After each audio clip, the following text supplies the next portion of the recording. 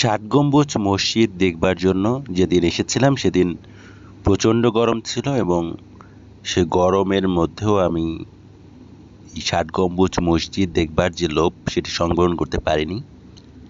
চেষ্টা করেছি যেন দেখে যেতে পারি, কারণ আবার কবে আসি না আসি তার ঠিক ঠিকানা নেই। একটা বিশেষ কাজে এসেছিলাম, তো এসেই এখানে যে টিকিট কাউন্টার রয়েছে সেখান থেকে টিকিট কেটে নিলাম।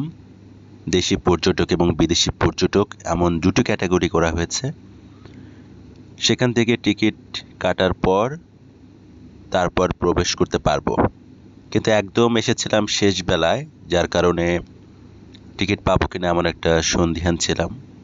আর শেষ পর্যন্ত টিকিট পেয়েছে এবং খুব কম সময় ছিল, কারণ বিকেলবেলা প্রায় 5টার কিছুক্ষণ আগে বোধহয় ঢুকেছিলাম।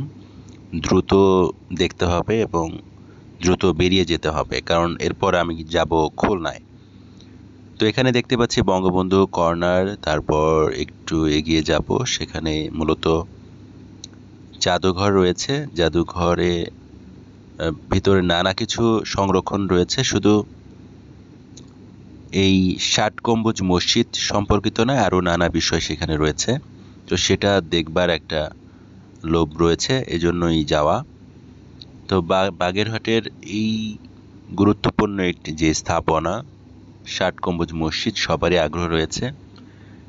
এখানে একটা নির্দেশনা রয়েছে, আমি প্রবেশ করলাম, যদিও এখানেও দেখলাম জাদুঘরের ছবি তোলবার ক্ষেত্রে কোনো ধরনের কেউ বাধা দিচ্ছে না, তাই দ্রুত ছবি তুলে নিলাম কি কি আছে, কারণ সব দীর্ঘ সময় নিয়ে দেখারও সুযোগ ছিল না। এখানে বেশ ইতিহাস ঐতিহ্যের নানা বর্ণনা রয়েছে এবং এখানে বেশ কিছু ব্যবহার্য জিনিসপত্র রয়েছে। এখানে স্পষ্ট করে লেখা আছে কোনো কিছু যেন হাত না দেই। ষাট গম্বুজ মসজিদের যে পুরো একটি রেপ্লিকা, সেটা এখানে সাজানো খুব সুন্দরভাবে এখানে ফুটে তোলা হয়েছে।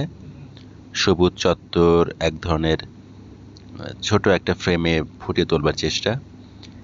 এখানে বেশ আরও অনেক কিছুই রয়েছে, যেটা খুব কম সময়ে আসলে ওইভাবে দেখবার সুযোগ পাইনি। খুব কম সময় যেহেতু ছিল, বারবার তাড়া দেওয়া হচ্ছিল যেন দ্রুত বের হয়ে যাই। তারপরও যেটা খুব যতটুকু দেখেছি সেটাও আসলে খুব কম নয়। এখানে বিভিন্ন ভাণ্ড দেখতে পাচ্ছেন। এছাড়া কিন্তু বিভিন্ন সময়ের মুদ্রা রয়েছে। মুদ্রাগুলো বিভিন্ন সময়ের যে ইতিহাস ঐতিহ্য সেটিকে সামনে নিয়ে আসে। দ্রুতই আমি সেখান থেকে বের হয়ে তারপর চলে আসি যে সামনে যে উন্মুক্ত জায়গাটা রয়েছে, এবং সেখানে বিভিন্ন ফুল এবং গাছগাছালি, পুরো পরিবেশটাই একদম মুগ্ধ করার মতো সজ্জিত এবং সুন্দরভাবে সাজানো গোছানো রয়েছে। চারপাশটা দেখলে বেশ প্রশান্তি আনে মনে।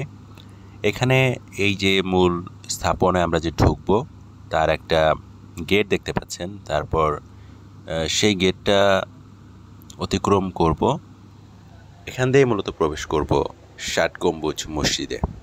এখানে চারপাশে অসংখ্য গাছপালা এবং চারপাশটা বেশ সুসজ্জিত হওয়ায় অনেকেই ঘুরতে আসেন, এবং দেখতেও পাচ্ছিলাম যে অনেক মানুষ এসেছেন বিকেলবেলা, এবং সবাইকে আমার মনে হয়নি যে খুব দূর থেকে এসেছেন। আশেপাশের লোকজন মনে হয়েছে তাদের চলনে। অবসরের সময়টা একটা সুন্দর পরিবেশে কাটানোর উপলক্ষ হতে পারে এই জায়গাটি, সে কারণেই মূলত অনেকের আশা, এমনটা ধারণা করি। আমি এসেছিলাম প্রথমবারের মতো, তাই আলাদা একটা উচ্ছ্বাস কাজ করছিল এবং ভাবছিলাম যে এমন একটা চমৎকার জায়গাটা কেন আগে আসেনি। এখানের পুরো পরিবেশটাই সুন্দর। মসজিদটা তো এখনও প্রবেশ করিনি, কিন্তু আশেপাশের এত সাজানো গোছানো পরিবেশ মুগ্ধ করে দিচ্ছে। যদিও প্রচণ্ড গরম আবহাওয়া, সেটা আমাকে একটু পরপরই অস্বস্তিতে ফেলছিল। এরই মাঝে একটা ছবি তুলে নিয়েছিলাম একজন ভদ্রলোককে দিয়ে। অনেক সময় নিয়ে দীর্ঘক্ষণ খুঁটিয়ে খুঁটিয়ে যে দেখব তেমনটা আসলে হয়ে ওঠেনি, কারণ একে তো প্রায় সন্ধে হয়ে যাচ্ছিল, আরেকটা বিষয় ছিল প্রচণ্ড গরম। এখান থেকেই পরে আবার খুলনায় রওনা হব, তো সব মিলিয়ে যত দ্রুততম সময়ের মধ্যে এখানে দেখে আবার চলে যাওয়া যায় তেমন একটা পরিকল্পনা ছিল। তাই এক ধরনের তাড়াহুড়াও ছিল, তবে আমি চেয়েছি যে পুরোটা কাভার করতে, পুরোটা দেখতে। পুরোটা না দেখে একদম আবার চলে যাব তেমনটিও নয়। ভেতরে দেখছিলাম এবং সেখানে যে গম্বুজ রয়েছে সেটাও একবার ভাবি যে গুণী, কারণ আমরা বইপত্রে পড়েছি কিন্তু এই গম্বুজ কিন্তু 81টি, কিন্তু যদিও এটি 60 গম্বুজ নামে পরিচিত। মনে হলো যে একবার ছাদে যাই এবং সেটি গুণী। যাই হোক, সেটি তো আর সম্ভব নয়। তবে এখানে মুসল্লিরা নামাজ আদায় করার জন্য প্রস্তুতি নিচ্ছেন এবং আসরের নামাজের প্রস্তুতি চলছে। তো আমি অবশ্য এই চারপাশ ঘুরে দেখার পর মনে হয়েছে যে সুন্দর একটা স্থাপনা এতদিন ধরে টিকে আছে এবং এটা আন্তর্জাতিকভাবে স্বীকৃতিও পেয়েছে। ইউনেস্কো এটাকে ঐতিহ্য হিসেবে স্বীকৃতি দিয়েছে। তো এমন একটা চমৎকার স্থাপনা বাংলাদেশে রয়েছে এবং সেটি দেখবার জন্য দূর দূরান্ত থেকে লোকজন আসে এবং বিশেষ করে চারপাশে যে প্রকৃতি ঘেরা, তার মাঝে একটা সুন্দর স্থাপনা আপনাদের মনকে যেমন সুন্দর করে তুলতে পারে এবং আপনাদের মনের মধ্যে এক ধরনের আবেগ সঞ্চারিত করতে পারে। নিঃসন্দেহে আমি মনে করছি যে এমন একটি স্থাপনা বাংলাদেশের জন্য গর্ব এবং এ অঞ্চলের তো বটেই। তো বাগেরহাটকে পরিচিত করিয়ে দেবার জন্য যে 60 গম্বুজ মসজিদের কথা বারবার উঠে আসে, সেটি যথার্থই বলে মনে করি।